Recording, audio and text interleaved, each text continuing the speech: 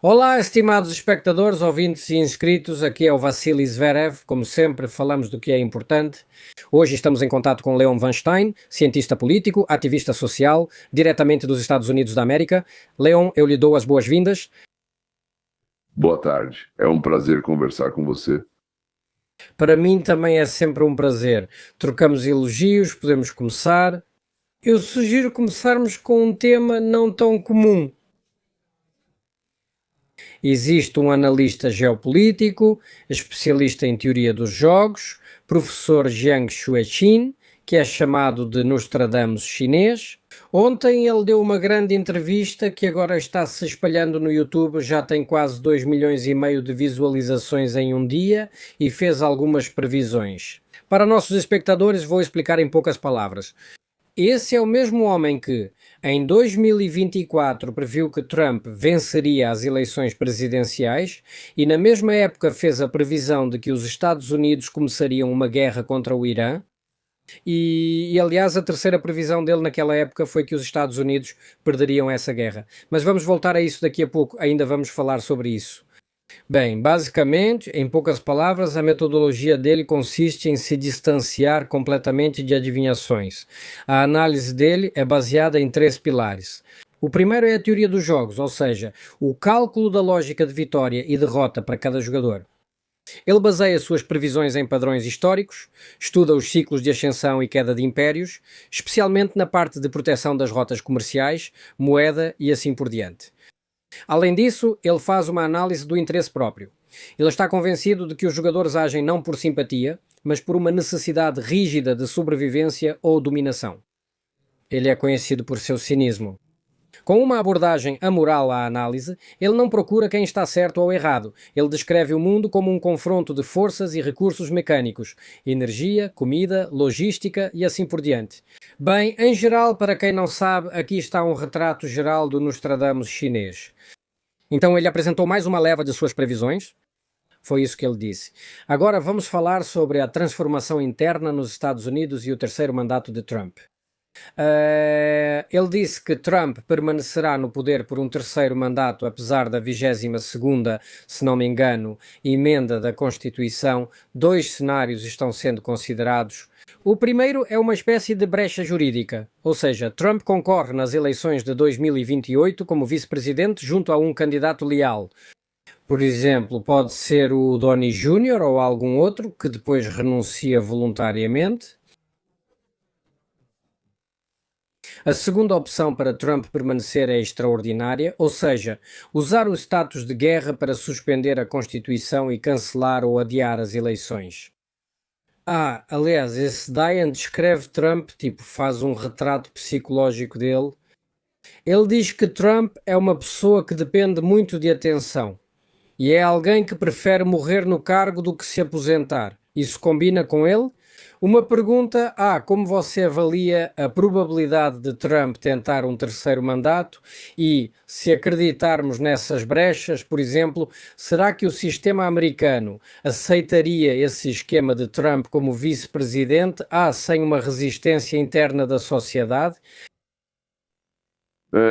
Bem, assim que Trump anunciar isso de qualquer forma, e agora vamos falar sobre ambos os caminhos, por assim dizer, então, aproximadamente, pelo menos 1/3 das pessoas que normalmente votam nele não irão votar nele.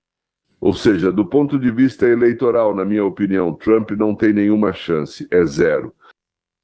A opção presidente e vice-presidente é absurda, ou seja, o chinês não leu nossa Constituição. E está escrito nela que todos esses requisitos que se aplicam ao presidente também se aplicam ao vice-presidente.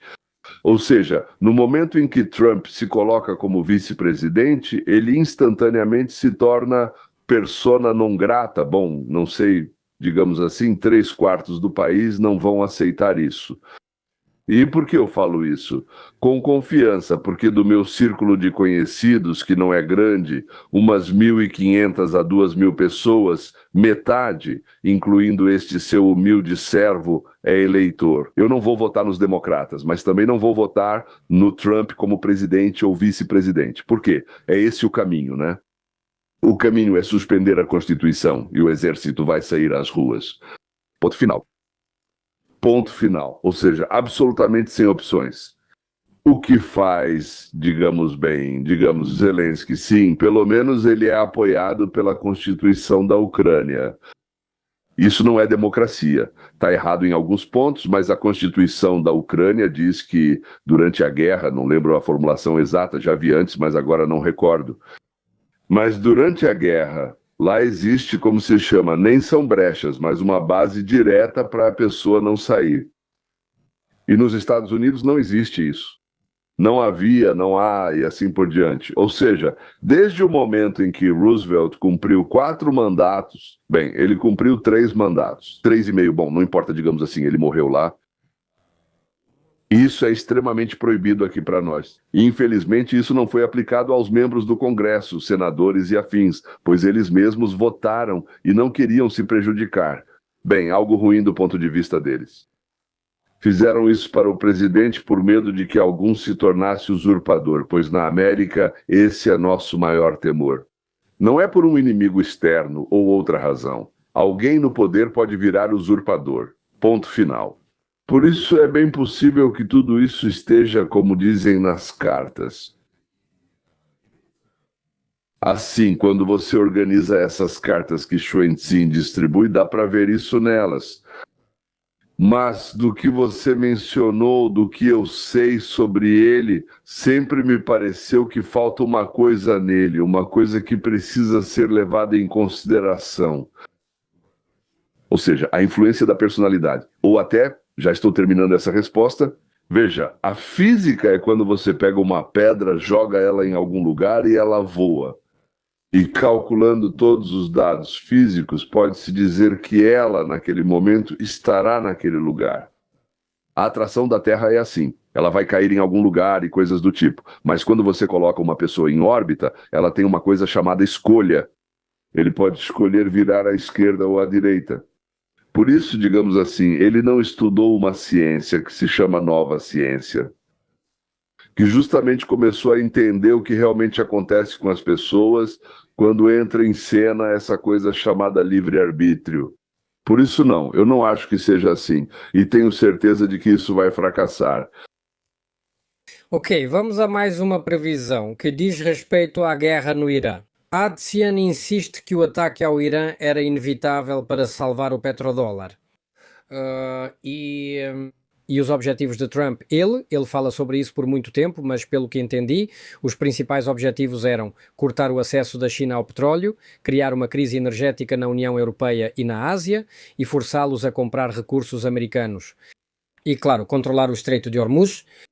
Ele ressaltou que o Irã é uma fortaleza montanhosa com bases subterrâneas e táticas assimétricas.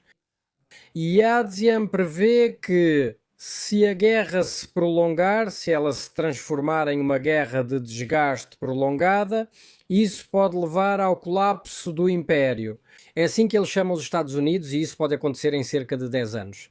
E ele diz que, na verdade, nessa situação é vantajoso para Trump entrar em guerra e para isso são necessários soldados, milhões de soldados. E ele disse que para essa guerra, nos Estados Unidos, já está sendo implementado o mecanismo de registro automático de homens de 18 a 24 anos e também será implantado um sistema de controle total sobre os cidadãos. Bem, aqui provavelmente a questão é: até que ponto é realmente possível obrigar, por exemplo, os jovens americanos a irem lutar por petróleo e pelo dólar através do alistamento obrigatório? Isso me parece extremamente estranho, porque tudo o que eu sei sobre a América, e não quero dizer que eu saiba mais ou melhor ou algo assim, é só que, por eu ter saído da União Soviética em 1973, ter vivido um tempo em Israel, viajado pela Europa e depois acabado na América, já faz pelo menos 40 anos que estou aqui. Sempre me interesso por política interna e externa e assuntos relacionados. Então, tudo que sei sobre essa guerra, a política me diz. Isso é um completo absurdo. Ou seja, um absurdo total, coisa de fantasia. Agora, dito isso, normalmente tento sustentar o que digo com algum tipo de evidência, certo? Não é só falar e seguir em frente. Agora então, por que afinal nós perdemos no Vietnã? Por que fugimos do Vietnã? Nós somos a América. Sim, aliás, mais uma coisa. Na última vez que falei, disse várias vezes. Vocês, na verdade, fui entrevistado. E eu comecei a dizer, nós somos a América. Sempre digo, havia muitas inscrições lá. Ao chegar na América, uma mosca pousou no ombro do lavrador e disse, nós estamos arando. Senhores, eu fui membro do Comitê Central do Partido Libertário dos Estados Unidos da América. Eu dediquei 40 anos da minha vida, em geral, por assim dizer, vivendo aqui. E para mim, se existe esse conceito de pátria sobre o qual estamos falando, então, muito provavelmente é Israel e os Estados Unidos. E não a antiga União Soviética, Rússia ou similares. Só comento. Por isso digo nós, pois considero que nós somos a América, nós somos Israel. Até agora, parece ser uma coisa só. E por isso eu não tenho nenhum conflito interno com isso. É isso. Nós, os Estados Unidos, perdemos a guerra no Vietnã por uma razão muito simples. Nós começamos a convocar os jovens. E os jovens se rebelaram. Lembram de todas aquelas questões do Vietnã? E vocês sabem quando elas terminaram e por que terminaram? Não foi porque saímos do Vietnã. Não. Elas acabaram no dia em que Nixon cancelou o recrutamento obrigatório. Nesse dia, os estudantes, que eram os mais assustados, pararam. Os estudantes pararam. Para que protestar agora? Ninguém está sendo convocado. Está tudo certo. Eles não se importavam com o que ocorria no Vietnã. Os americanos, no geral, não ligavam. Desde que o preço da gasolina não subisse, eles não se importavam com o que acontecia no Vietnã, na Ucrânia, em Moçambique. E em outras partes do mundo, sobre as quais nada sabem, pois chegam cansados do trabalho, bebem sua cerveja, coçam todas as partes que coçam na frente da televisão, assistem à TV por 15 minutos, depois lidam com o filho que não quer ir para a escola. Só isso. E não se preocupam com mais nada. Isso é normal. E para que alguém se preocupe, né, eles escolhem os governantes. Então, passando para as previsões, o ataque era inevitável. Absolutamente. São esses os motivos mais profundos? Eu posso encontrar mais 23 razões pelas quais o ataque era inevitável. Inevitável e necessário, aliás. Eu, na verdade, acho que ele era necessário. Eu sou absolutamente contra qualquer guerra, qualquer intervenção. Absolutamente. Mas aqui, quando o seu vizinho diz... Agora eu vou comprar uma espingarda, e assim que eu comprar e juntar dinheiro para um terreno, eu vou vir e começar a atirar da minha janela no seu quintal e matar seus filhos. A polícia fala, ele só estava bêbado. No dia seguinte ele passa de novo e ameaça, vou matar seus filhos em breve, já quase tenho o dinheiro. Ao dizer isso pela 30ª vez, ele alegremente afirma, juntei o dinheiro, vou comprar a espingarda. Aí só há duas opções. Ou você foge ou vai até a casa dele e tenta acertar sua cabeça com um pedaço de pau. Isso é o mínimo, né? Tem ainda várias outras razões e tudo mais, inclusive a guerra, aliás, com a China. Eu com esse chinês aí, ele concorda. E agora, o que vai acontecer? Não vamos conseguir tirá-los desses subterrâneos deles e tudo mais. Nós não temos vontade de reunir 150 a 200 mil soldados e mandá-los para lá. Os caixões vão para os Estados Unidos da América por causa disso. O Partido Republicano perde as eleições. E com isso, um democrata, qualquer democrata, entra na Casa Branca em 1928, qualquer um, absolutamente. Então isso é tão prejudicial quanto a questão anterior. Me parece, de novo, talvez eu esteja 100% errado e ele esteja 100% certo. Então, partindo da nossa política interna, ela sempre... Qualquer política, ela começa primeiro em casa e depois ela se espalha para o mundo todo. Se você não for reeleito, que relação você pode ter com os acontecimentos em Moçambique ou na Guatemala? Então, a nossa situação é a seguinte: se nós não sairmos do Irã durante o mês de maio e sair mesmo do Irã, não é questão de vencer ou não vencer, ganhar ou não ganhar. Se nós não sairmos do Irã durante o mês de maio, os republicanos não vão conquistar a Câmara Baixa e talvez nem a Alta. E se eles não tiverem a menor chance disso, então é melhor acabar logo e ir para casa. Porque não vai ser liberado nenhum centavo para nenhum projeto do Trump. Porque a principal ideia dos democratas hoje não é como melhorar a América, mas sim como piorar para o Trump. E se isso significa piorar a América para que Trump não seja reeleito, eles farão isso com prazer. Portanto, do ponto de vista das realidades econômicas e políticas, provavelmente o chinês está certo em parte. Mas ele simplesmente não entende ou não leva em consideração que as emoções são mais fortes do que os fatos e as necessidades. Eu acho que, apesar da retórica de guerra por Taiwan, novamente nosso Nostradamus chinês prevê algum tipo de conluio secreto entre Washington e Pequim. Ele fala sobre o fato de que a China está vulnerável devido à dependência das rotas marítimas que foram bloqueadas pela guerra no Irã. E ele está certo de que Trump vai oferecer algum bom acordo para a China. A China continuará comprando dólares, energia americana, abrirá seus mercados e, em troca, receberá um alívio da pressão. Zhang diz que, por mais estranho que pareça, é vantajoso para as elites chinesas depender dos Estados Unidos e Pequim, ao mesmo tempo, se sente confortável em observar o autodesgaste dos Estados Unidos nas guerras. Mas, ao mesmo tempo, eles estão dispostos a continuar financiando a dívida dos Estados Unidos, é assim mesmo. Será que conseguirá? Trump, se houver um acordo desse tipo com Xi Jinping, conseguirá vender esse acordo com os comunistas para seu eleitorado, que, digamos assim, há muito tempo vem sendo alimentado com uma retórica anti-China? A questão é que aquela opção sobre a qual Xi Jinping fala, quer dizer, Enzin, como é mesmo, desculpe, no começo sempre tenho dificuldade, depois a gente se acostuma e começa a pronunciar. O que ele diz, bem, novamente, por assim dizer, está mais próximo da realidade como eu a vejo. Isso não quer dizer que eu a enxergue melhor. Isso está mais próximo da realidade que os pontos anteriores.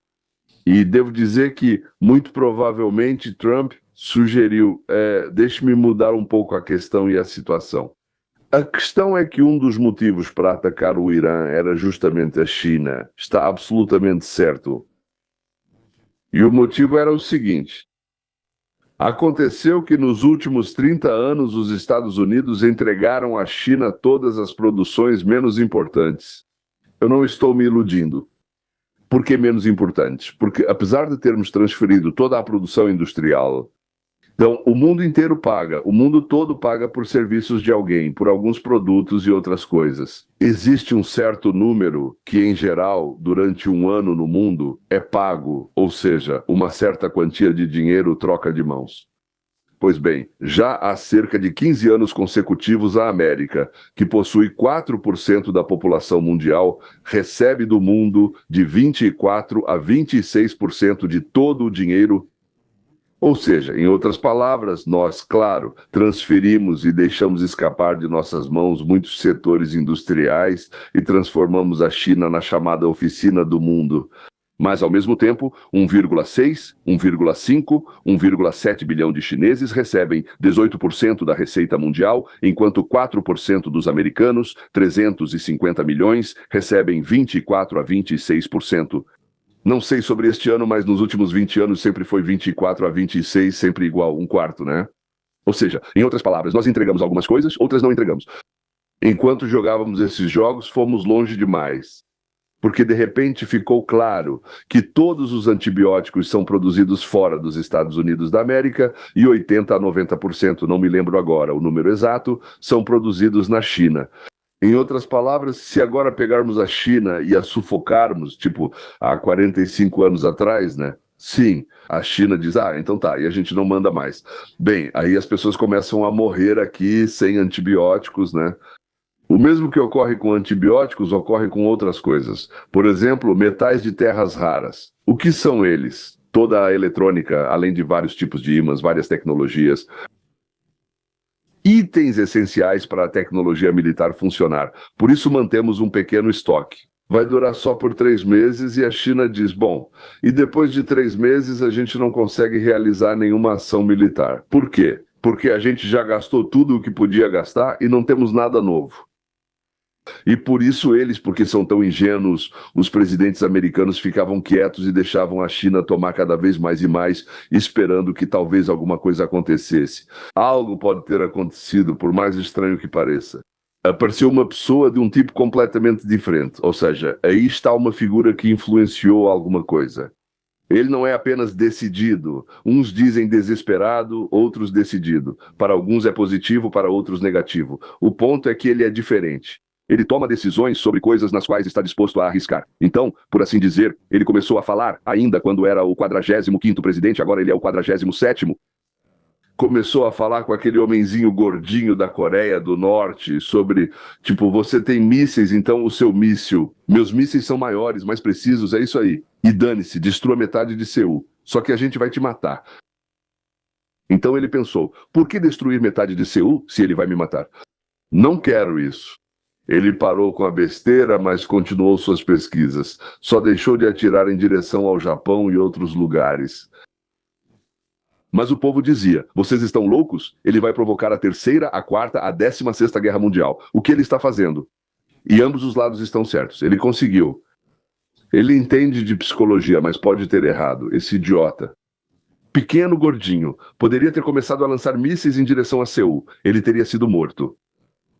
Agora Trump tem seu próprio jeito. E é com esse jeito que ele chega agora para a China e diz, pessoal, pronto, agora eu posso ir aí. Eu adiava, porque ainda não tinha o garrote. Mas agora eu tenho o garrote. Esse garrote se chama assim. Ou seja, se vocês abrirem a boca, não vão receber metade do seu petróleo e vão morrer. Entenderam, pessoal? Não compramos de vocês. Daqui a 10 anos vocês vão morrer, certo? Mas é impossível ficar 10 anos sem comprar. E se a gente bloquear vocês, o que fizemos com o Japão? Por que o Japão resolveu entrar em guerra com os Estados Unidos da América e atacou Pearl Harbor, certo?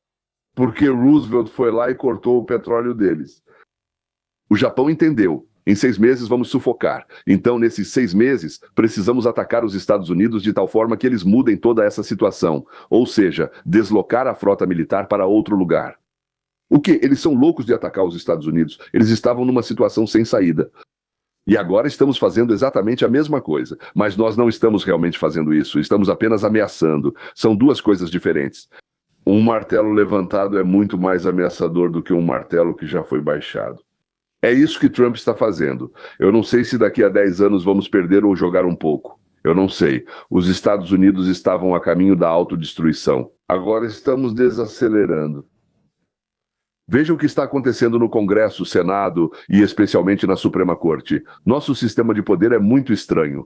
Para quem mora fora dos Estados Unidos, nosso sistema de poder é muito estranho. Levei 20 anos para entender como tudo funciona aqui, e ainda assim não tenho certeza total. Eu sou, digamos assim, um amador nisso. Posso dizer isso, mas não como um profissional. O profissional mora em Washington e trabalha com isso. Então, pelo nosso sistema, estávamos indo para o desastre. Estávamos caminhando para a autodestruição. Agora ainda não paramos completamente. Estamos desacelerando. Não sei o que vai acontecer. Talvez em 10 anos a gente perca, mas não será pelo que o Tzin está dizendo, meu marido. Ok, vamos ouvir mais algumas previsões interessantes dele. Ele diz que no contexto da reestruturação geopolítica será implementado o projeto do chamado Grande Israel, do Nilo ao Eufrates. Depois que os Estados Unidos deixarem formalmente a região? Isso. E ele sugere que o próximo alvo depois do Irã será a Turquia. Bem, na verdade, ele diz que, paralelamente, o mundo está passando para um modelo de Estado civil com o IA nos moldes chineses, onde cada pagamento, cada mensagem será registrada para prever o comportamento da população. De novo, você deu esse sorriso quando falamos sobre a questão do Grande Israel. Vamos ouvir o que você tem a dizer.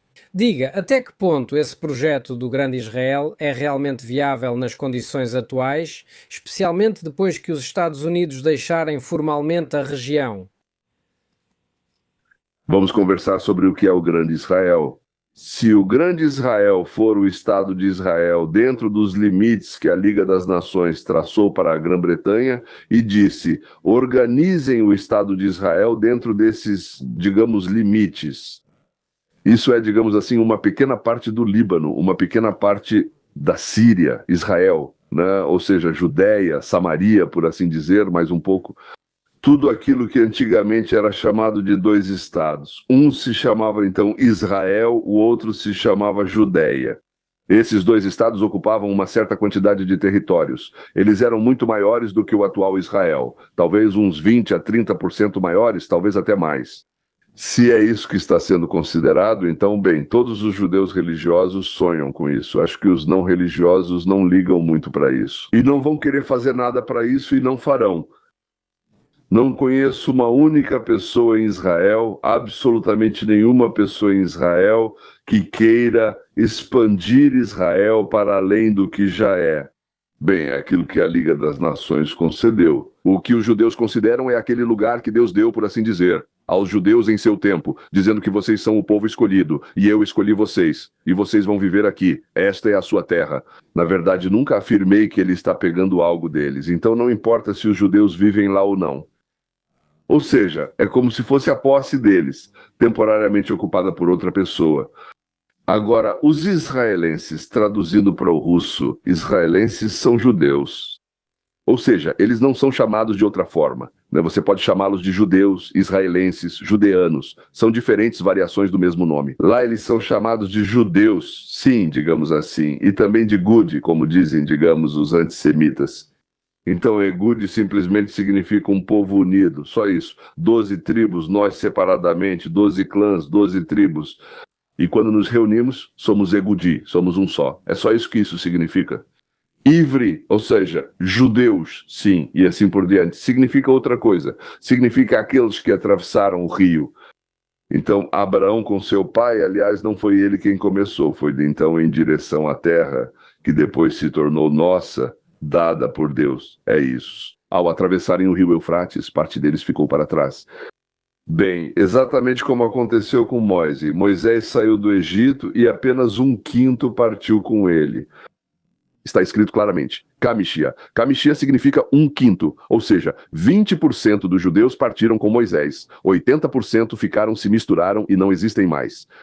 Aqueles que atravessaram junto com Abraão ficaram daquele lado. Eles começaram a ser chamados de judeus, os que atravessaram o rio. Só isso. Ou seja, judeus são descendentes daqueles que atravessaram o rio.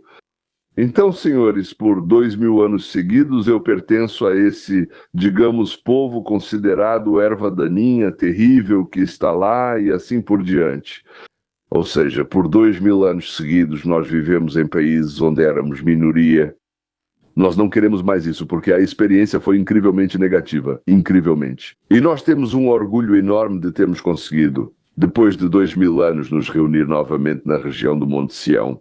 Nos chamam de sionistas porque somos judeus que querem viver onde nossos antepassados viveram. Isso é sionismo, é o desejo de viver perto do Monte Sião. Ponto final. Não significa mais nada além disso. Judeus ruins são bons, mas sionistas são muito ruins. Ou seja, o judeu que quer viver na Inglaterra é bom. E aquele judeu que gostaria de viver lá, mas não faz nada, diz na Páscoa, no próximo ano, com certeza, em Jerusalém. Não quero dizer nada com isso. Ele apenas diz, no próximo ano, com certeza, em Jerusalém. É uma frase tradicional. Depois disso, ele logo se torna mau. Então, os judeus têm mais medo de acabar novamente em um país onde 51% ou mais não sejam judeus. Porque nós podemos brigar uns com os outros, podemos odiar uns aos outros, mas temos uma coisa em comum. Todos nós somos descendentes daqueles que foram queimados, estuprados, mortos, sofreram pogroms, foram incendiados e coisas do tipo durante 2000 anos. E nós lembramos disso. Diferente de outros povos que esquecem isso. Talvez esquecer seja bom. Os judeus somos assim, de dura cerviz, como disse Deus, aliás, quando ele nos deu o título de povo de dura cerviz. Nós lembramos e não queremos mais baixar a cabeça.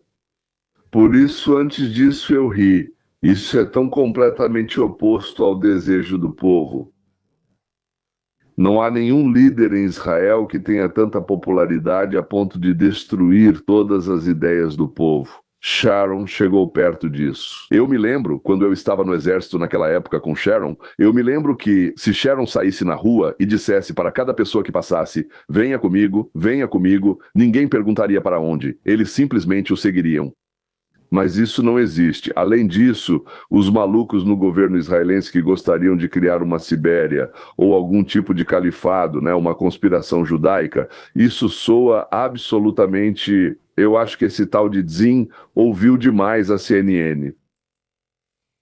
Leon, me corrija se eu estiver errado, mas me parece que no contexto atual, sim, quando falam, o Grande Israel, pelo que entendo, é um conceito que pressupõe a unificação das terras históricas de Israel, o que implica a inclusão da Cisjordânia, da faixa de Gaza.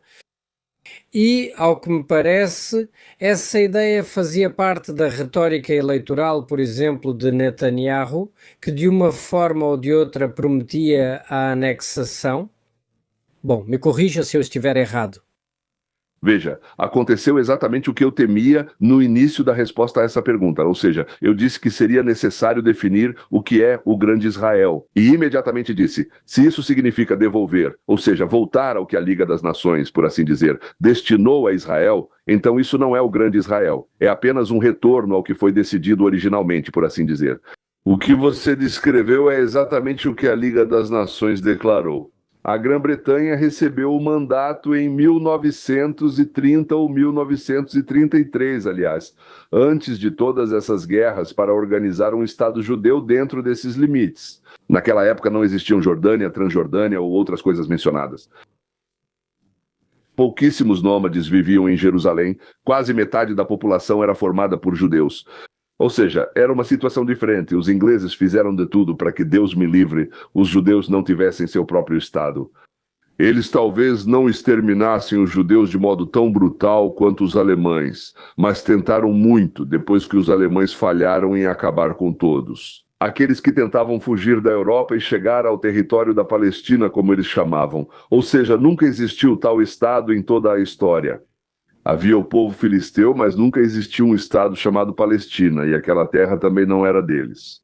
Então, os ingleses, sob a liderança, por assim dizer, de grandes pessoas, que nós respeitamos muito por outras razões, fizeram de tudo para destruir o meu povo, para não permitir que ele organizasse um Estado. E por causa disso, aquilo de que estamos falando, ou seja, o retorno das fronteiras da Liga das Nações, ou o retorno das fronteiras, por assim dizer, de dois países, dos quais, bem, países judeus, as 12 tribos de Israel viviam em dois países. Por assim dizer, se dividiram, viviam, certo? Judá e Israel, né? Então, queremos de volta essa terra? Claro que queremos. Queremos o Grande Israel ou não? E o que é que você acha de ele apontar a Turquia como o próximo possível adversário militar de Israel? Nesse contexto, aliás, eu lembrei, se não me engano, foi literalmente em abril, no começo de abril, cerca de um mês atrás, que houve certas tensões entre Israel e a Turquia. E a Turquia ali insinuou abertamente que se Israel extrapolasse, eles estariam prontos para usar força militar. Ou seja, as tensões realmente existiram. Enquanto, digamos assim, os Estados Unidos estiver pronta para defender Israel, a Turquia não vai atacar. A Turquia tem seus próprios objetivos. E com um desses objetivos, agora estamos ajudando eles a lidar. Eles queriam ser líderes dos muçulmanos no mundo não árabe, e os únicos que, por assim dizer, competiam com eles eram os persas, o Irã. Agora, por assim dizer, o Irã está sendo reduzido, está sendo esmagado. E nos próximos 10, 15, 20 anos, ou talvez até mais, ele não será uma força dominante nem no Oriente Médio, nem no mundo muçulmano, digamos, xiita. Ou seja, em outras palavras, a Turquia pode, nesse sentido, se fortalecer. E sabendo, entendendo que unir as pessoas funciona muito bem através do ódio, porque fazer com que amem os turcos, digamos, é difícil. Como tentar forçar as pessoas a amarem os turcos, mas odiar juntos, isso nós conseguimos. E nós somos líderes em algum tipo de ódio. Nesse ponto de vista, faz sentido que eles realizem várias ações, não guerra, mas ações contra Israel. Retórica, né? Alguns navios, alguma coisa lá, exigências para não fazer comércio. Bem, em geral, digamos assim, nesse nível, e tentar organizar, digamos assim, aquelas pessoas que, bem, digamos, grupos religiosos que estão dispostos a ficar sob a proteção da Turquia. E a Turquia tem um exército muito forte. Isso vai acontecer. Guerra, dificilmente. Ainda mais que logo após a resolução do problema com Gaza, que a Turquia e o próprio Catar vão tentar cuidadosamente impedir que seja resolvido, o Catar apoia Israel por hora, mas se afastará quando o problema terminar. E então, se os Estados Unidos e Israel conseguirem resolver o problema com Gaza, como eu não sei, mas se conseguirem, então imediatamente uma série de países sunitas vão entrar em acordo, nos chamados Acordos de Abraão com Israel. E então a Turquia terá um problema sério. Isso não será um bloco, não será Israel já no bloco dos Estados Unidos, mas Israel em um bloco com uma série de estados sunitas. E aqui não será tão fácil atacá-lo. Mas, de qualquer forma, eles vão tentar unir os não alinhados, com a Arábia Saudita e outros países, sob sua bandeira, com sua ideia, querem reconstruir ali seu império em 100, 200 ou 300 anos. Bem, eu não sei se nossos espectadores estão cansados ou não de discutir essas previsões. Vamos fazer assim, a última coisa. Tudo o que de uma forma ou de outra diz respeito à Rússia, diz respeito à Ucrânia. Ele também, de certa forma, disse que neste caso, enquanto a guerra continua no Irã, a Rússia está tirando proveito desse conflito. Ela cria corredores alternativos, utiliza esquemas paralelos para apoiar Teherã. No final das contas, a Rússia se fortalece na Eurásia e se torna a principal beneficiária do enfraquecimento do Ocidente. Além disso, ele diz que se de repente a ajuda militar russa começar a ser fornecida em grande escala, se a China começar a ajudar economicamente o Irã de forma ativa, isso pode enfraquecer seriamente a posição dos Estados Unidos. Sobre a Ucrânia, sobre a questão ucraniana, Jiang previu a conquista pela Rússia. Россией Одессы. Na essência, a frente ucraniana estava dentro dos limites. Que isso deixaria a Ucrânia sem acesso ao mar e completaria os principais objetivos do Kremlin. Ao mesmo tempo, ele observa que é justamente por Odessa que a OTAN e a Rússia entrarão em confronto. Ou seja, a OTAN só entrará em confronto nesse momento. Não sei, claro, eu realmente não gostaria que os acontecimentos se desenvolvessem dessa forma. Na verdade, a questão principal é: a Rússia se tornará um aliado militar pleno do Irã, ou ela está apenas usando Teherã neste momento para desgastar os Estados Unidos? Nós entendemos que a Rússia pode, digamos, aumentar seriamente o volume de armamentos fornecidos ao Irã? Sabe, eu ouço todas essas previsões e elas são tão contrárias ao meu entendimento do que está acontecendo tanto nos Estados Unidos quanto no mundo, que eu fico impressionado, ou digamos com o fato de eu conhecer tão mal tudo o que está acontecendo. Estou falando totalmente sério agora. Ou ao quanto ele se deixou levar pelo sensacionalismo. Porque já é a quinta vez que você conta algo que ele disse. Eu não li, mas com certeza assim que terminarmos eu vou lá e leio. Destruição é o YouTube. São as visualizações. Sim, é o vídeo. Bem, você sabe, na verdade o fato de tantas pessoas assistirem já promove essas ideias, certo, né?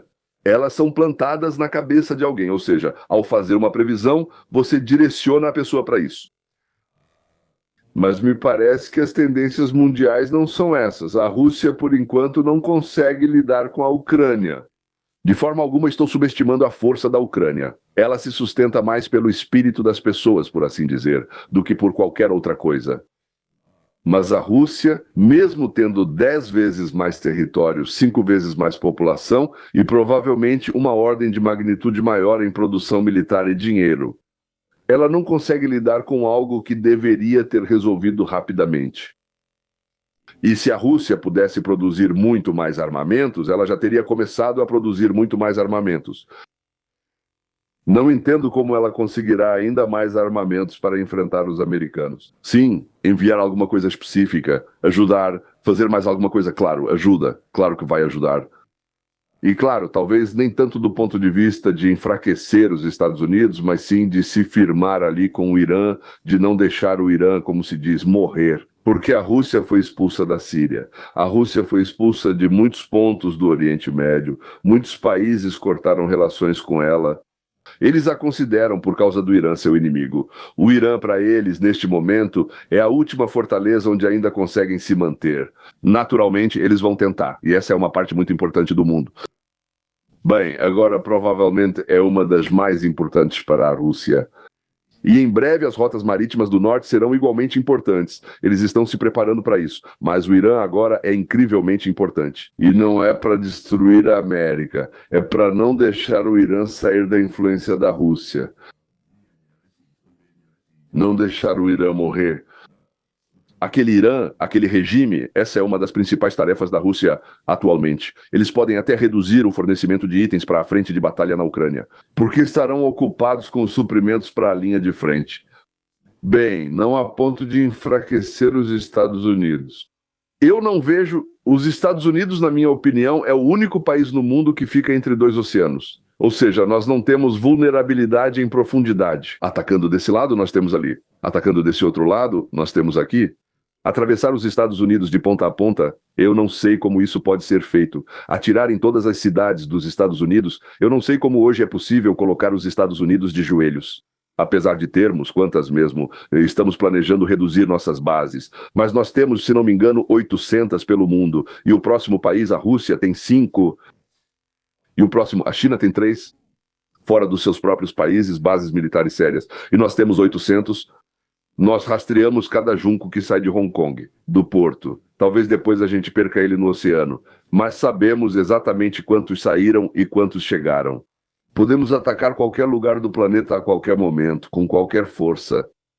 Bem, trouxemos 3 frotas. Aqui chamamos de outro jeito, mas são 3 frotas. Com um poder de fogo maior do que o de todo o país. 92 milhões que tinham bilhões de dólares para se armar. Ou seja, eu entendo que às vezes tudo isso é só aparência. Depois, de repente, algo acontece e descobre-se que é um colosso com pés de barro, mas não parece ser o caso. Olhem como tomaram a Tauru de forma tão rápida e descarada. Olhem como avançaram e destruíram 300 metros para dentro. O Irã tinha projetos nucleares. Olhem como pegaram e destruíram completamente tudo o que estava em solo iraniano e praticamente terminaram essa guerra. Fizemos o que queríamos. Nós atrasamos o Irã em 10 anos.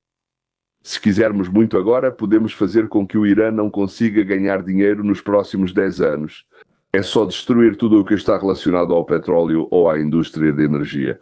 E pronto. E não há dinheiro para se recuperar. Porque agora, se a gente sair, então... ou a gente sai de lá destruindo tudo, ou a gente sai de lá sem destruir. E toda a negociação que está acontecendo agora, está claro que estamos saindo, está claro que até o final de maio precisamos parar alguma coisa, está claro que precisamos vencer.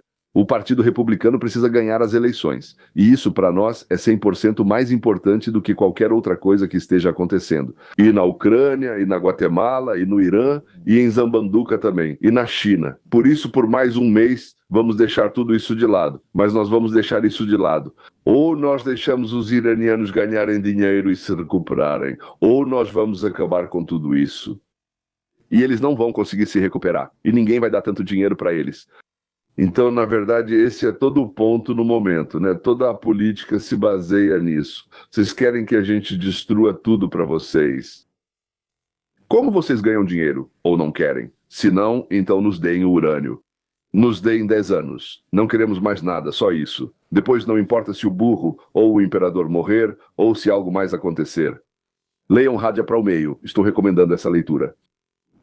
Então, do meu ponto de vista, me parece que... daqui a 2 anos vocês vão me chamar para uma nova entrevista e vão dizer: tudo o que você, Leon, falou era besteira. Pode ser. Mas hoje me parece que é assim. Leon, você já mencionou 2 vezes durante nossa conversa que até o final de maio os americanos precisam encerrar tudo. Mas eu lembrei que, na verdade, daqui a 1 semana, teoricamente, deve acontecer o encontro entre Trump e Xi Jinping. E muitos analistas dizem que seria desejável para Trump encerrar toda essa história com o Irã antes do encontro com Xi Jinping, para que ele tenha algo para apresentar na reunião.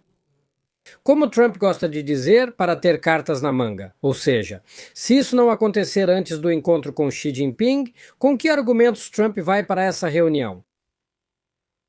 Muito simples, eu já te contei. Se vocês, pessoal, se comportarem mal, não vão receber mais gasolina, não vão receber petróleo. E o que isso tem a ver com sair ou não sair? Nós temos lá 3 esquadras, 3 frotas. Bem, nós vamos tirar 2 deles e abrir lá. Hoje já capturamos o 72º navio iraniano que tentou entrar nos portos do Irã. Por que eles tentam ir para lá? Navios petroleiros vazios. Por que eles tentam entrar lá? Por um motivo muito simples. Então, de acordo com os cálculos, até 28 de abril, todos os tanques que o Irã tinha estavam cheios de petróleo. Eles já deveriam ter parado a produção de petróleo e encontraram formas de armazenar em outros lugares, talvez em navios. E como dizem, eles ainda têm espaço para armazenar petróleo por mais 2 dias. Passam mais 2 dias. Ou seja, que dia é hoje? Hoje é dia 8. Passa o dia 8 de maio, por assim dizer. Então, nos dias 9, 10, 11 e 12, eles não têm mais onde armazenar o petróleo. E eles precisam fechar a torneira. Mas fechar a torneira não é simplesmente fechar a torneira.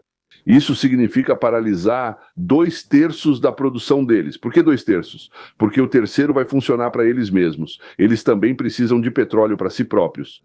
Cerca de 1/3, né? Ou seja, 2/3 do petróleo deles, 1,5 milhão de barris diários, ficarão sem destino. Já paramos todos os petroleiros. Já há petroleiros parados lá com 170 milhões de barris. E não tem para onde despejar esse petróleo. E assim que eles fecham a torneira, ainda não é o fim para eles. Mas a esperança de que eles vão se recuperar rapidamente acaba imediatamente. Agora eles precisam cruzar o Rubicão. E para isso eles enviam petroleiros e dizem: dane-se, atiram nos petroleiros, eles são parados, atacam a casa de máquinas. O terceiro petroleiro já foi desativado, agora ele está sendo rebocado provavelmente. Espero que não o tenham deixado parado no meio do mar.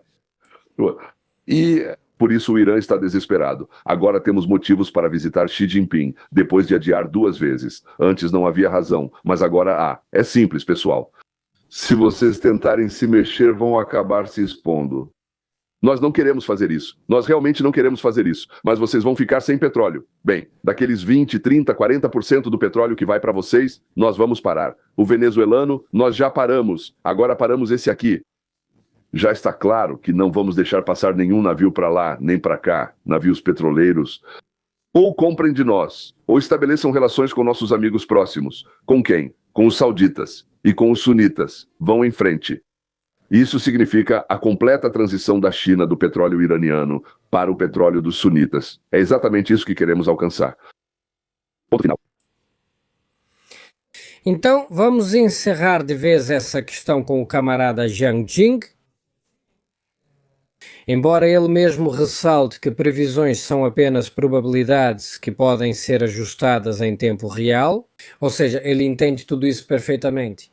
Por isso, queridos espectadores, também estou sugerindo isso a vocês. Ouçam, tirem suas próprias conclusões e fiquem atentos ao que está acontecendo na realidade.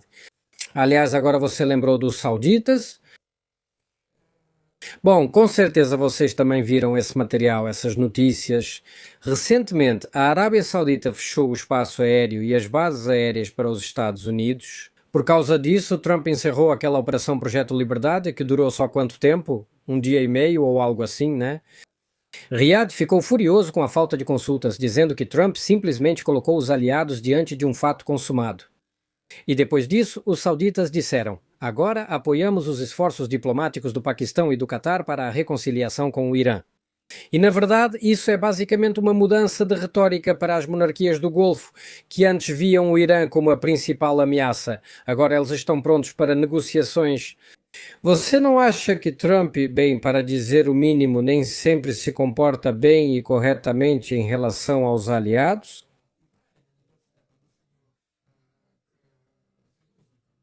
Aqui podemos provavelmente lembrar da própria Alemanha, da OTAN e assim por diante. Neste caso é a Arábia Saudita. Bem, nessa sua lógica, sim, concordo totalmente com você. Outra questão é quem consideramos aliados e quem não. Já faz bastante tempo que não consideramos os parceiros europeus como aliados de verdade. Nós os vemos como aproveitadores. Sim, nós temos, por assim dizer, uma cultura mais próxima, digamos assim, mas eles se afastam de nós a cada dia, indo em direção a um socialismo brando. Ou seja, se considerarmos que a União Soviética foi construída sobre os princípios dos bolcheviques, então a União Europeia cada vez mais se parece com algo construído sobre os princípios dos mencheviques. Ou seja, Martov, Plekhanov e outros falando da Rússia. Naturalmente, isso não começou assim. Só estou usando termos acessíveis ao nosso público. Mas esses não são nossos. Eles ainda não são nossos inimigos, mas estão indo na direção dos nossos inimigos. Contra a liberdade, contra o empreendedorismo, contra o bom senso do nosso ponto de vista. Para nós, a visão sunita atual é muito mais próxima. Ou seja, a visão saudita, que ideologicamente, claro, não é a nossa, mas eles são práticos, eles agem com senso comum. Eles encaram o que acontece com bom senso. Devo dizer que concordo cada vez mais, considerando, por assim dizer, que o príncipe herdeiro da Arábia Saudita é o representante de tudo isso. Eu concordo cada vez mais com surpresa com o que ele diz ou faz. Acho que a mudança dele na política, na verdade, é a percepção de que não dá para pressionar Trump para que ele continue atacando e atacando o Irã. Trump vai sair. Quando perceberam isso, mudaram a retórica. Esse foi o principal ponto. Essas conversas sobre falta de consulta servem só para desviar a atenção. Não olhe para a mão direita dele, olhe para a esquerda, porque quem consulta ele sobre qualquer decisão tática? Isso é uma bobagem completa. No geral, sim, está claro. Vamos continuar atacando o Irã, vamos continuar atacando o Irã. E era isso que eles queriam. Israel e a Arábia Saudita, cada um do seu lado, queriam que os Estados Unidos permanecessem lá o máximo possível para destruir o máximo possível e mudar o regime por lá. Israel e a Arábia Saudita querem isso. Os Estados Unidos foram lá. Ficaríamos felizes com mudança de regime, mas não era nosso objetivo. Já para Israel, era. Então, mesmo agindo juntos, cada um de nós tinha objetivos diferentes. E mesmo sem esse objetivo, conseguimos alcançar o que queríamos. Espero que por 12 anos tenhamos tirado o Irã da corrida, certo? Nós não conseguimos alcançá-los. Sabíamos, é claro, que eles estavam enterrados a 300 ou 500 metros dentro das rochas basálticas. Claro que sabíamos. Bem, o Mossad israelense, acho que metade desses guardas nacionais no Irã trabalha para o Mossad ou foi infiltrada pelo Mossad. Bem, como você entende, eu não vou citar nada. Então nós entendíamos perfeitamente que nós não sabíamos como as coisas iam acontecer. Nós estávamos construindo, mas entendíamos que essa possibilidade existia. Por isso, nunca os Estados Unidos da América disseram que nosso objetivo era mudar o regime. Nunca disseram isso. Pelo contrário, Trump dizia, eu ficaria muito feliz se ele mudasse. Seria muito bom. Espero que o povo lá faça isso, aquilo. Mas, ao mesmo tempo, ele dizia, nós nem chegamos perto disso. Estamos prontos para ajudar o povo iraniano a criar condições que tornem as coisas mais fáceis lá e coisas do tipo. É preciso dizer que qualquer intervenção externa, nunca na história da humanidade, ajudou no sentido de desenvolver a liberdade naquele território, naquela sociedade que era ocupada. Além disso, vou dizer uma coisa desagradável para vocês. Nunca houve na história da humanidade um caso em que uma rebelião, revolução, levante e coisas do tipo tenham levado a uma melhora. Nunca. Mas pelo menos eles mesmos, por assim dizer, escolheram o seu próprio futuro. Eles mesmos são responsáveis por ele. E não nós, que, digamos, chegamos lá, fizemos uma intervenção e fizemos alguma coisa. Por isso, a mudança de retórica da Arábia Saudita é uma mudança puramente pragmática. Nós entendemos. Os Estados Unidos não vão destruir esse regime. E não vai ser possível convencê-los, pressioná-los ou qualquer outra coisa. E todo o resto, senhores, todo o resto, apenas observem para onde a Arábia Saudita e todos os outros árabes sauditas investiram seu dinheiro. Quando vocês pensarem nesses 4 ou 5 trilhões e onde eles estão e em que mãos, vocês vão entender com quem eles conduzem essa política em conjunto. Vejo que não temos muito tempo. Vamos, afinal, como dizem, o que é nosso vem primeiro. Ainda vamos lembrar da Ucrânia no final. Marco Rubio admitiu a possibilidade de os Estados Unidos saírem das negociações sobre a Ucrânia, chamando o processo de estagnado. Na verdade, isso provavelmente parece um tipo de último aviso ao Kremlin e à Bankovaya: ou vocês negociam nos termos de Trump nos próximos meses, ou ele lava as mãos. E nesse contexto, mais uma notícia que acontece paralelamente. Os líderes da União Europeia, liderados por António Costa, estão desapontados com as negociações de Trump e estão preparando seu próprio canal de comunicação com Putin. Zelensky teria pedido pessoalmente que a Europa preparasse uma contribuição positiva. O problema é a falta de consenso na União Europeia sobre quem representará o bloco e o que propor ao Kremlin. E Peskov já respondeu que a Rússia está pronta para esse diálogo, mas não vai insistir nesse diálogo. Aqui estão duas notícias sobre o caso das negociações. Os Estados Unidos estão realmente prontos para encerrar completamente esse caso com a Ucrânia, as negociações entre a Rússia e a Ucrânia. A Europa está pronta para negociar algo com Putin, contornando os Estados Unidos, e ela pode se tornar uma alternativa a Trump e à América nas negociações? Os Estados Unidos da América não veem nenhum sentido em continuar as negociações entre a Rússia e a Ucrânia. Tudo isso ocorre por meio de alguém, entre Rússia e Ucrânia. Sabendo que nenhum país nem o outro, estou falando agora sobre a liderança dos países, não querem a paz, não querem o fim da guerra. Eu até acho que não é preciso explicar pela 344ª vez que nem a Rússia precisa do fim da guerra, nem a Ucrânia, a liderança da Ucrânia, precisa do fim da guerra. Eu já expliquei isso tantas vezes que outros também explicaram, que simplesmente já estou cansado. Agora, os Estados Unidos da América não vão abandonar a Ucrânia de jeito nenhum. Mas voltar ao nível de fornecimento do Biden é fácil, muito fácil mesmo. Ou seja, vai enviar algum tipo de arma em certas quantidades, mas não vai mandar dinheiro. Porque basicamente os democratas, nossos democratas, os americanos, faziam de tudo para empurrar dinheiro para fora do país, para transferi-lo para a Ucrânia. Porque lá é muito mais fácil desviar esse dinheiro. Esse dinheiro dividir, e lá não sei como eles dividiam, 90 a 10, 50 a 50 não é da minha conta. Mas de alguma forma eles desviavam esse dinheiro, ou seja, roubavam. E isso não vai acontecer. Armas que podem mudar o rumo da guerra não vão chegar por uma série de razões. Ou seja, no final das contas, a América está cansada. Nem é só o Trump. A América está cansada disso. Para nós, para a América, isso não quer dizer que eu tenha simpatia. Gostaria mesmo que dessem uma surra no Putin, no sentido literal e figurado.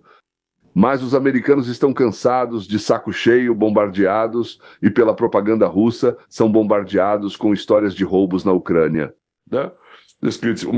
Nós, a América, ajudamos a Ucrânia porque acreditávamos que era uma luta das forças do bem contra as forças do mal. De repente descobre-se que ambos os lados são forças do mal. E sim, um atacou o outro. Mas o outro lado fez muitas coisas que os americanos não gostam de ouvir. E ainda é desagradável ouvir que bilhões, ou dezenas, ou centenas de bilhões de dólares que dávamos para alguma coisa acabavam sendo desviados e roubados em algum lugar. E não importa se foi roubado 1% ou 25%, mas agora, por assim dizer, na cabeça de todos, quando se fala em Ucrânia, antes era, como as pessoas sofrem. Hoje, ao falar da Ucrânia, dizem, que ladrões. Então, por isso mudou. E Trump sente tudo isso muito bem. Os democratas têm dois motivos, por assim dizer, pelos quais eles vão ajudar mais a Ucrânia. Eles estão mais envolvidos em corrupção que os republicanos, embora parte dos republicanos também esteja envolvida. E para eles é importante continuar, por assim dizer, digamos, escondendo isso, destruindo essas provas. Assim como aconteceu com Shokin, que foi demitido por se envolver onde não devia, todos na Ucrânia aprenderam a não se meter. Porque podem te demitir ou até matar, como fizeram com vários jornalistas.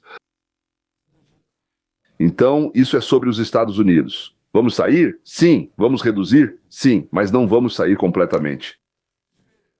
Agora a Europa está substituindo os Estados Unidos. Meu Deus, é disso que sonhamos há tanto tempo. Já faz muitos anos que sonhamos com isso. E isso não acontece por algum motivo. E o motivo é muito simples. Eles faziam a mesma coisa que a Ucrânia. Desde 1990, nenhum país europeu fez nada para se defender. Nada. Por quê? Porque temos um acordo assinado. A Ucrânia achava que tinha um memorando assinado, que ninguém leu. E lá está escrito que se alguém atacar vocês, nós vamos reclamar. Uau! Vamos reclamar. E com a Europa está escrito: se alguém atacar vocês, nós vamos voar para protegê-los. Isso é então o 5º artigo. Isso é a OTAN. Mas só se alguém atacar vocês. Agora, se vocês mesmos atacarem, ou se começar uma guerra civil dentro do seu próprio país, instigada pela Rússia, o que isso tem a ver conosco? Além disso, o que significa que vocês não fazem nada para se defender? E se precisarem voar até aqui para ajudar, mas não têm armas, precisamos mesmo de um parceiro assim? Por isso, senhores, assumam todas as funções, negociem com a Rússia o quanto quiserem. Vocês podem até simplesmente se submeter à Rússia, gritando ao mesmo tempo que isso é América e Putin e Trump, eles são amigos lá e Trump faz o que quiser. Uma palavra boa da liderança da Ucrânia e das pessoas que hoje controlam a opinião pública da Ucrânia. Nós não ouvimos nos últimos 34 anos nenhuma palavra boa. Nós só ouvimos sobre como vocês são canalhas, ladrões imundos, sobre como atrapalhamos que por nossa causa estão tomando a Ucrânia e coisas do tipo. Mas se é assim que pensam, então não peçam, senhores. Vocês nos levaram até certo ponto, muitos conhecidos meus que no começo ajudavam a Ucrânia com dinheiro, coletes à prova de balas, arrecadavam coisas, ligavam, faziam de tudo, ou seja, faziam o que podiam. Agora dizem, não quero mais participar dessa confusão. E novamente, eu acho que o povo da Ucrânia é incrivelmente heróico. Na Ucrânia, desde 1990, isso não ocorreu. Antes, talvez também não, pois não havia uma Ucrânia separada. Na Ucrânia não houve nenhum líder e nenhuma pessoa próxima ao líder que agisse levando em conta os interesses da Ucrânia.